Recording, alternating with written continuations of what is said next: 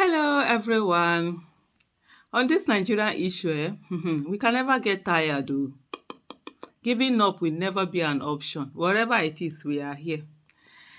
The Chief Justice of Nigeria has sworn in his son as as a High Court judge.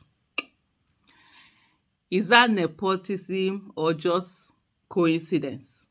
That's the question to be asked.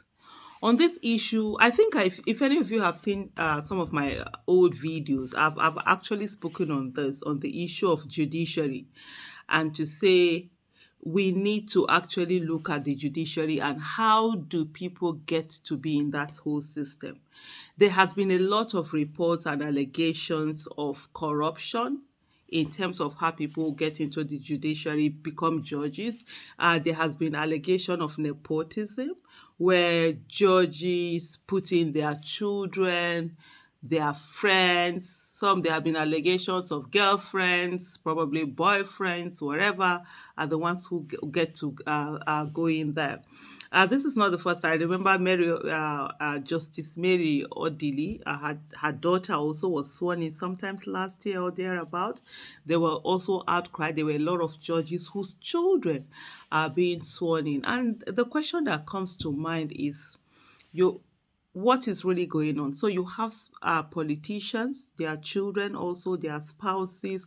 We saw what happened with the Bulka, is it Bulkachua, when there was the Bulkachuanization of the appeal court, where the husband of the former president of the appeal court will come out to thank his wife on how she allowed him to, you know, come in for and try to sway things for his colleagues. You understand? He said that in a public space during one I think it's is this something session of the National Assembly, the Senate, to the extent the uh, Senate president had to tell him it's okay, just stop, so that he doesn't spill out more of the things that needed to be out there. We have constantly cried out that the judiciary is not independent. The judiciary is in the pocket of the executive. But beyond that, also, it's a judiciary that looks as if it's compromised right from the beginning. If you look at, and these are the things that we really need to begin to look into and say, what is really going on there? How do judges come to be there?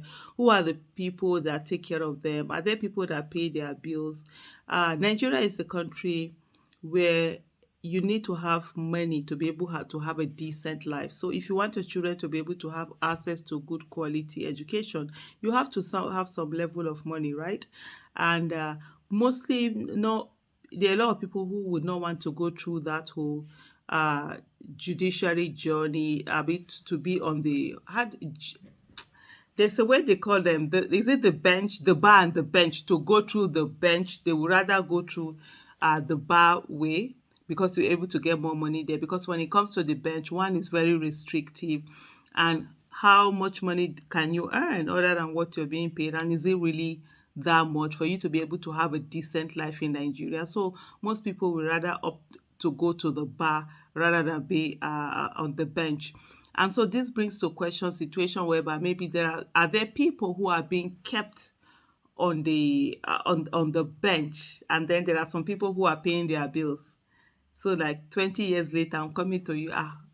If probably I've been paying your children's school fees and I have a case, I probably come before and say, sure, I've been paying your children's school fees. So therefore, you have to do certain cases in certain way. I mean, there have been a lot of allegations about things like this. So these are things that we have to be very mindful of, and we have to keep watching them.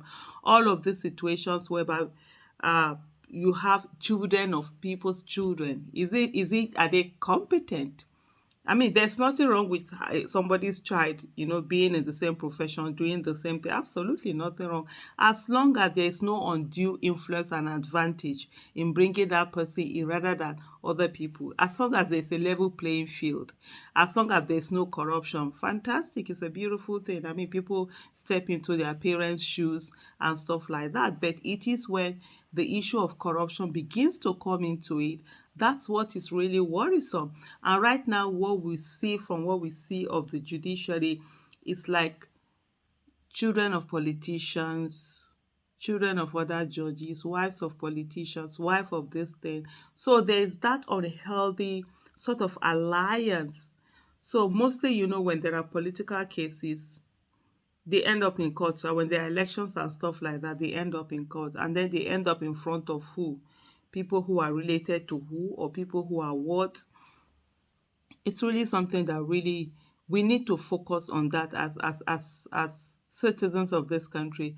And if we want to have an independent judiciary, the way and manner in which people get to be on the bench is something that really needs to be questioned, really needs to be investigated. There needs to be a reform around that. There must be transparency. There must be processes that are followed, and these processes must not be subverted.